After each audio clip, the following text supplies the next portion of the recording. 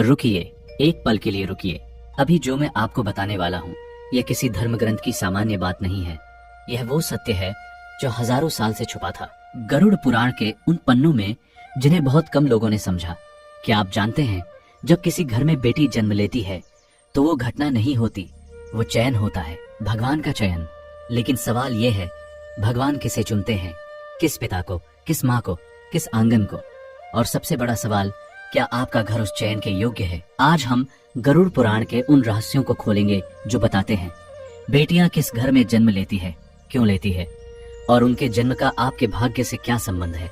यह वीडियो अंत तक देखिए, क्योंकि जो सत्य सबसे अंत में आएगा वह शायद आपकी जिंदगी का नजरिया बदल दे।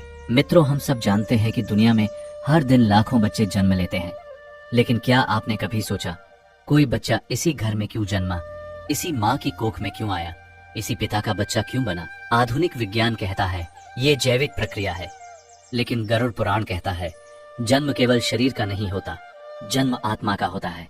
और आत्मा वहां नहीं जाती जहां जगह हो, वहां जाती है जहां उसका उद्देश्य हो, जहां उसका संबंध हो। गरुड़ पुराण में यमराज और गरुड़ के बीच एक संवाद है।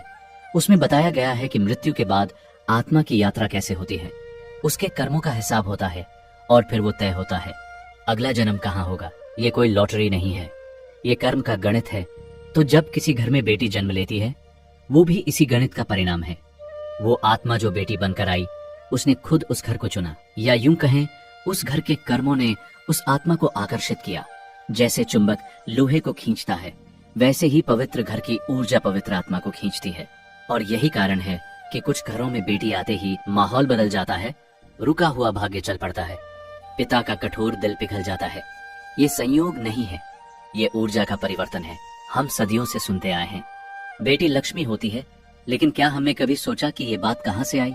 गरुड़ पुराण और देवी भागवत दोनों में एक बात स्पष्ट है, लक्ष्मी केवल धन की देवी नहीं है, लक्ष्मी संतुलन की देवी है, समृद्धि की देवी है, चेतना की देवी है। और लक्ष्मी वहां आती है जहां पहली बात सम्मान हो। लक्ष्मी उस घर में नहीं टिकती जहां अपमान हो, जहां क्रोध हो, जहां स्वार्थ हो। दूसरी बात शुद्धता हो, मन की, विचार की, आचरण की। तीसरी बात कृतज्ञता हो, जो मिला है उसके लिए धन्यवाद का भाव। तो जब बेटी को लक्ष्मी कहा जाता है तो इसका अर्थ है वह उस घर में आती है जहां ये तीनों गुणों की संभावना हो, या जहां इन गुणों की संभावना हो। और यहीं एक बड़ा सत्य छुपा है, बेटी केवल लक्ष्मी नहीं होती, वह लक्ष्मी को लेकर भी आती है।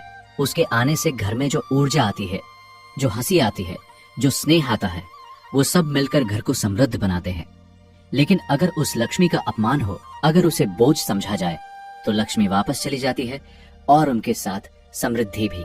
ये शास्त्र की चेतावनी है। अब सबसे महत्वपूर्ण भाग, गरुड़ पुराण के कर्म सिद्धांत के अनुसार भगवान उस घर को बेटी के जन्म के लिए चुनते हैं जिसमें ये 5 विशेष गुण होते हैं। ध्यान से सुनिए और खुद से पूछते जाइए, क्या ये गुण मेरे घर में है? जिस घर में माँ को केवल जिम्मेदारी नहीं, आदर दिया जाता है, जहाँ बहन की आवाज दबाई नहीं जाती, जहाँ पत्नी को साथी समझा जाता है, सेविका नहीं, ऐसे घर की ऊर्जा कोमल और संतुलित होती है, और कोमल आत्माएं वहीं आकर्षित होती हैं। गरुड़ पुराण में एक बात बहुत स्पष्ट है, यत्र नार्यस्तु पूजन्ते रमन्ते तत्र देवताः। जहाँ नारी की पूजा होती है वहाँ देवता निवास करते हैं। ये केवल मनुस्मृति की बात नहीं, ये ऊर्जा का नियम है। जहाँ स्त्री का अपमान होता है वहाँ पुण्य क्षीण होने लगता है, और जहाँ स्त्री का आदर होता है वहाँ देवत्व का वास होता है। इसलिए बेटी का आगमन उस सम्मान की पुष्टि भी होती है। आपने कभी किसी परिवार को देखा होगा जो दूसरों की मदद करता है, भूखे को भोजन देता है, पशु पक्षियों तक का ध्यान रखता है। ऐसे घरों में केवल मनुष्य नहीं, संस्कार बसते हैं। बेटी संवेदनशीलता की प्रतीक मानी जाती है। वह उस आंगन में आती है जहां संवेदना पहले से मौजूद हो, ताकि वो और बढ़ सके। सोचिए, करुणा को करुणा ही बुलाती है। जहां पहले से प्रेम हो वहां और प्रेम आता है, और बेटी तो प्रेम का अवतार ही होती है। गरुड़ पुराण में पितरों का विशेष महत्व बताया गया है। यह पुराण मुख्यतः मृत्यु के बाद की यात्रा के बारे में है। इसमें बताया गया है कि पितरों की संतुष्टि से कुल की ऊर्जा स्थिर रहती है।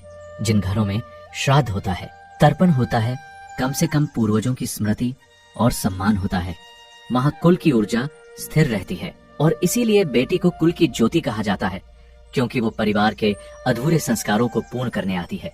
वो केवल वर्तमान की नहीं, अतीत और भविष्य की कड़ी भी होती है। ये बात गहरी है। आपके पूर्वजों ने जो कर्म किए उनका फल आपके घर में आने वाली आत्मा के रूप में मिल सकता है, और अगर वे कर्म पवित्र थे तो वह आत्मा भी विशेष होगी। चौथा गुण, लोभ से अधिक प्रेम। यदि किसी घर में हर निर्णय धन के आधार पर होता है, हर रिश्ते में पहले संपत्ति की चर्चा होती है, हर काम में स्वार्थ दिखता है, तो उस घर की ऊर्जा भारी हो जाती है। लेकिन जहाँ प्रेम हो, जहाँ त्याग हो, जहाँ संतुलन हो, वहाँ बेटी का जन्म उस प्रेम को और गहरा करने आता है। आपने देखा होगा, कुछ परिवारों में बेटी के जन्म के बाद पिता बदल जाते हैं। जो पिता पहले बहुत कठोर थे, बेटी के सामने पिघल जाते हैं। क्यों? क्योंकि बेटी उनके भीतर छुपे उस प्रेम को जगा देती है जो वर्षों से सो रहा था। पांचवा गुण, बेटी को बोझ नहीं, भाग्य समझना यह सबसे महत्वपूर्ण गुण है। गरुड़ पुराण और आत्मा के जन्म के रहस्यों में यह बताया गया है कि आत्मा गर्भ में आने से पहले ही माता पिता के विचारों को महसूस करती है।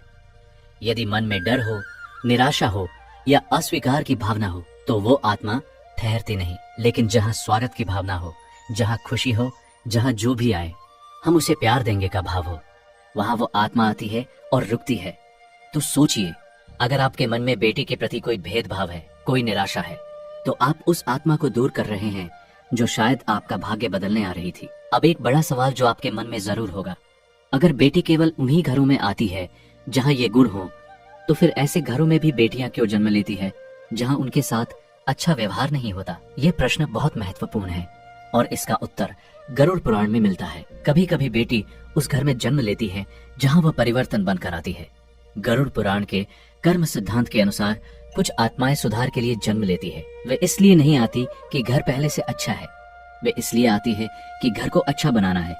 ये जैसे एक दीपक का अंधेरे में जाना। दीपक इसलिए नहीं आता कि वहां पहले से रोशनी है, वह इसलिए आता है ताकि रोशनी हो सके।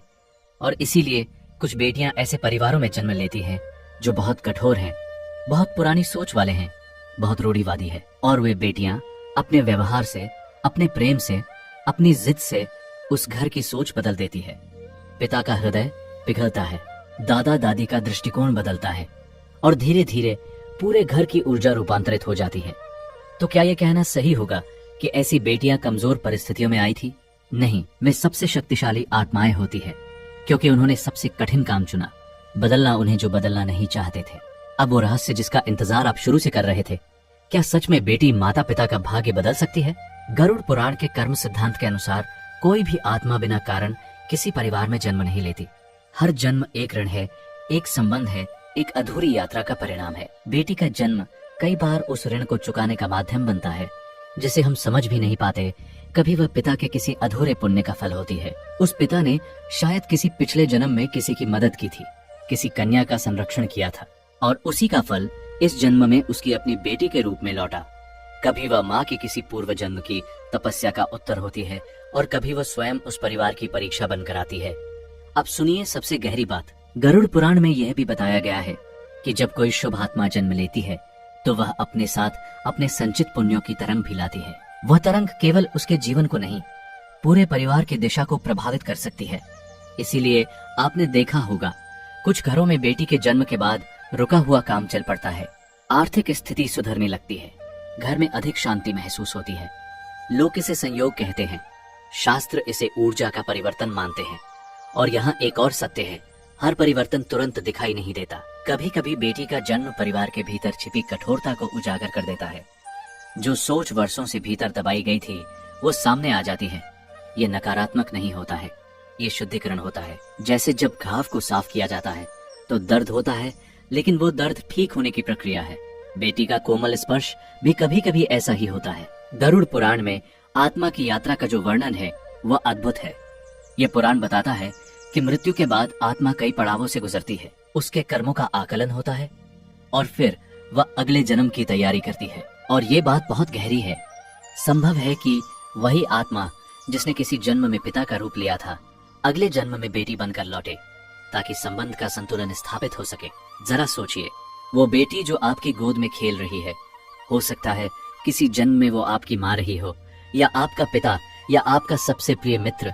आत्माएं बदलती नहीं, रूप बदलते हैं। और इसीलिए कहा जाता है, बेटी केवल वर्तमान की संतान नहीं, वो आत्मा की यात्रा का विस्तार है।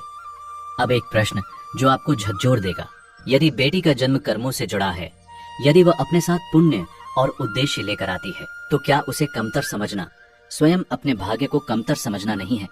जब आप बेटी को अस्वीकार करते हैं तो आप उस पुण्य को अस्वीकार करते हैं जो उसके साथ आया था, उस ऊर्जा को अस्वीकार करते हैं जो आपके घर को बदल सकती थी। ये केवल सामाजिक बुराई नहीं है, ये आध्यात्मिक मूर्खता है। अब वह रहस्य जो बहुत कम लोग जानते हैं।